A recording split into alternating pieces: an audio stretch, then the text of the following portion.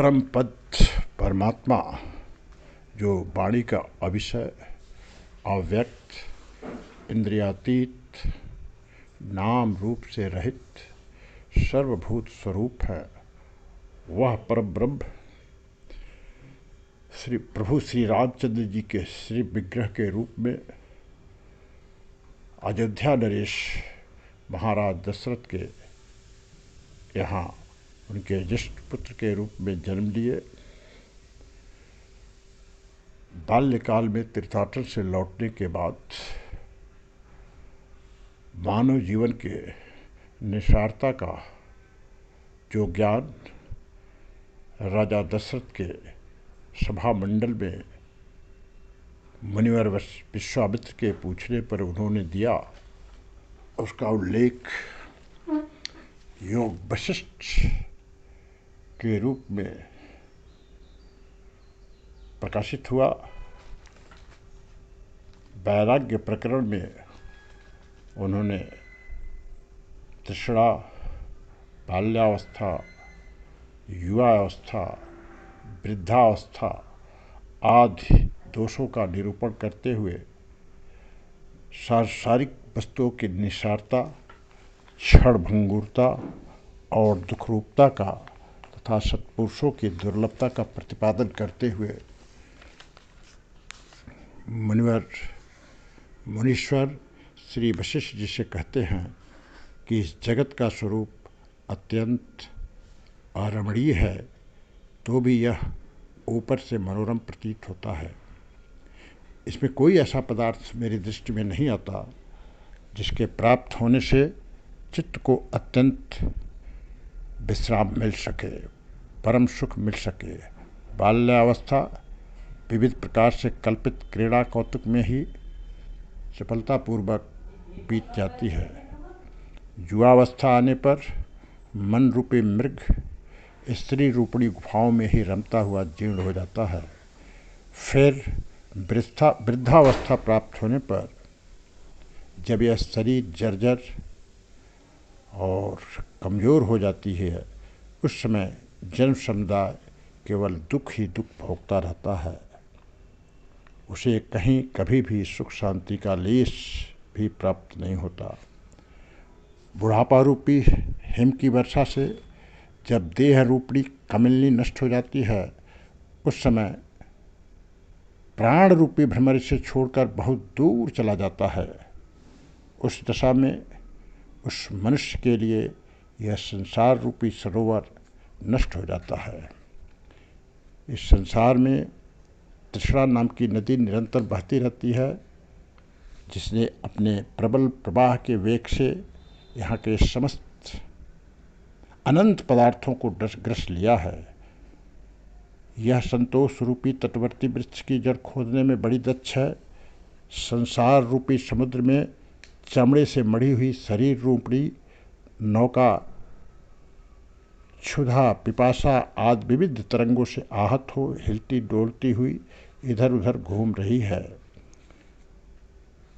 जो कीर्ति से जगत को, प्रताप से संपूर्ण दिशाओं के प्रदेशों को, संपत्ति से याचकों के घरों को और सात्विक बल, क्षमा, विनय, उदारता आदि से लक्ष्मी को परिपूर्ण करते हैं तथा जिनके धैर्य का बंधन कभी टूटता नहीं, वे महापुरुष इस पृथ्वी पर सुलभ नहीं हैं, परम दुर्लभ हैं। कोई पर्वत की प्रस्तरमयी दीवार के भीतर गहन गुफा में निवास करता हो या वज्र निर्मित अभेद दुर्ग में रहता हो, सभी मनुष्यों के पास प्रारब्ध के अनुसार पुण्य के फलस्वरूप संपत्तियाँ, अणिमा आदि सिद्धियों की साथ लिए सदा बेगपूत पर चली आती है और पाप के फलस्वरूप आपत्तियाँ भी निरंतर अपने आप आ जाती हैं। तात, पुत्र, स्त्री और धन, इन सबको मनुष्य भ्रमवश अपनी बुद्धि के द्वारा रसायन के समान सुखद मान लेता है, परंतु मृत्युकाल आने पर वे सब के सब कोई उपकार नहीं करते। अपितु अत्यंत रमणीय भोग भी उस समय विषपान करने से होने वाली मूर्छा के समान दुखदायी ही सिद्ध होते हैं। शरीर की बाल्य और युवावस्थाओं के अंत में बुढ़ापे की विषम अवस्था को पहुंचा हुआ जराजीर्ण शरीर वाला जीव विषादग्रस्त हो इस लोक में अपने संचित किए हुए धर्म शून्य पापपूर्ण भावों, कर्मों एवं विचारों का स्मरण करते हुए दुसह अंतर्ज्वाला से जलता रहता है। जीवन के प्रारंभ में केवल काम, अर्थ और सकाम धर्म की प्राप्ति के लिए ही जिन्होंने अपने हृदय में स्थान बना रखा है, उन क्रियाओं द्वारा अपने दिन बिताकर वृद्धावस्था को पहुँचे हुए उन मनुष्यों का हिलते हुए मोर पंख के समान चंचल चित्त किस उपाय से विश्राम का लाभ करे। अर्थात निष्काम धर्म या परमार्थ साधन के बिना सुख शांति का मिलना कठिन है। जागतिक पदार्थों की परिवर्तनशीलता एवं अस्थिरता का वर्णन करते हुए भगवान श्री रामचंद्र जी कहते हैं, ब्रह्मन, यह जो कुछ भी स्थावर जंगम रूप दृश्य जगत दिखाई देता है वह सब सपने में लगे हुए मेले के समान अस्थिर है, चीर काल तक टिकने वाला नहीं।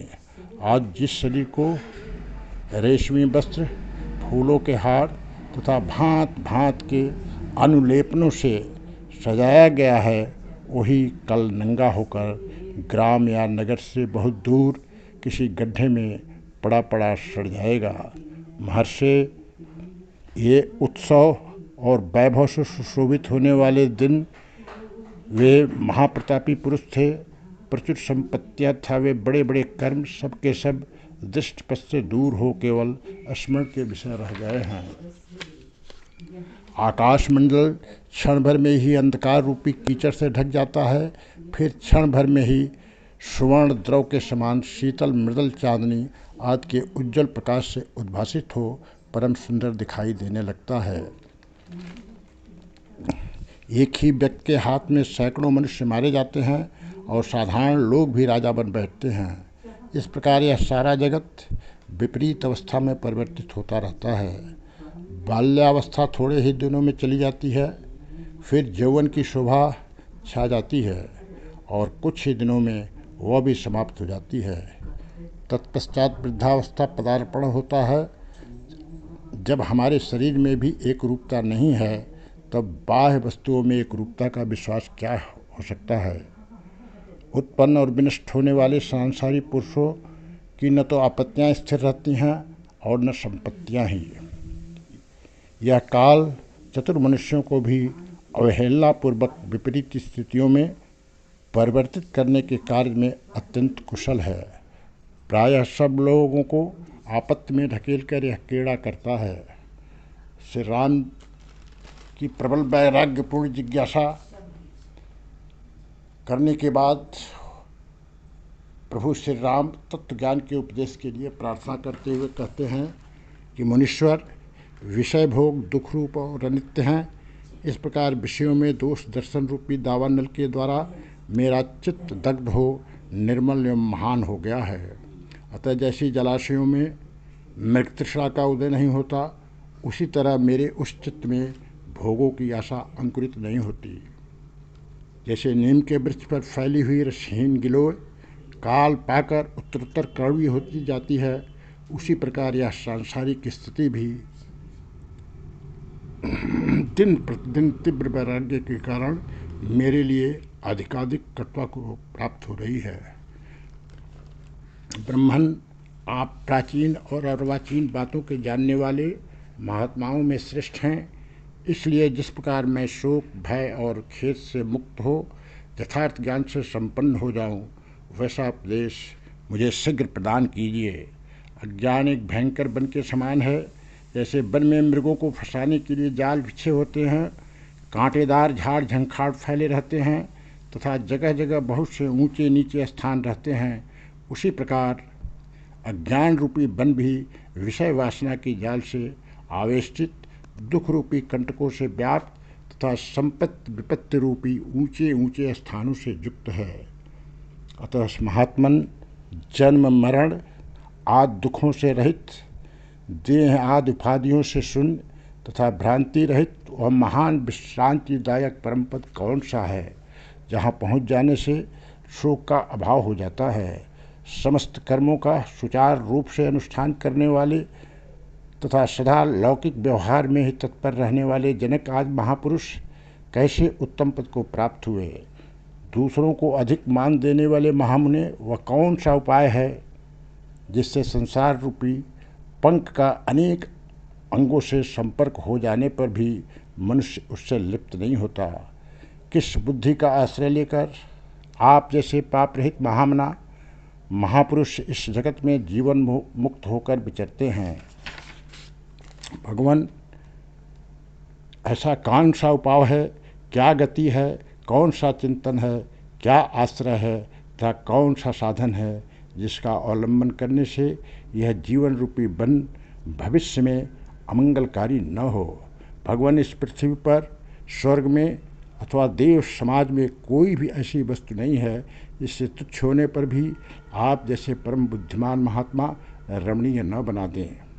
उस महाराजा दशरथ के सभा मंडप में उपस्थित वाल्मीकि जी कहते हैं कि भरद्वाज जैसे मोर महान मेघों की घटाओं के सम्मुख कीकारव करके थक जाने के कारण चुप हो जाता है, उसी प्रकार निर्मल चंद्रमा के समान मनोहर एवं महान तत्व विचार से विकसित चित्त वाले श्री रामचंद्र जी वशिष्ठ आदि महान गुरुजनों के समक्ष उपरोक्त बातें कहकर चुप हो गए।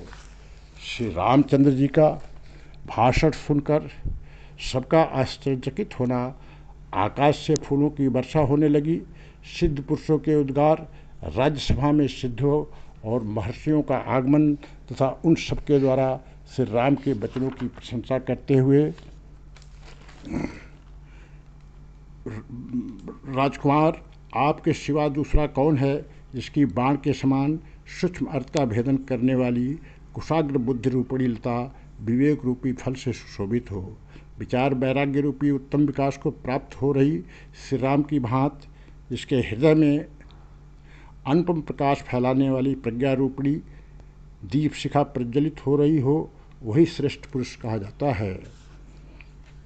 जो लोग सदा तत्व चिंतन में तत्पर हों, विवेक के द्वारा आत्मज्ञान या परम ब्रह्म परमात्मा की प्राप्ति रूप सार पदार्थ के लिए प्रयत्नशील रहते हैं, वे ही सुजस के भंडार, सत्पुरुषों में अग्रगण्य, धन्य एवं समस्त पुरुषों में श्रेष्ठ हैं।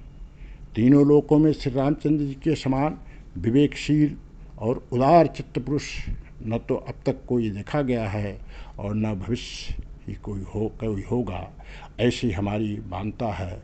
इति वैराग्य प्रकरण संपूर्ण।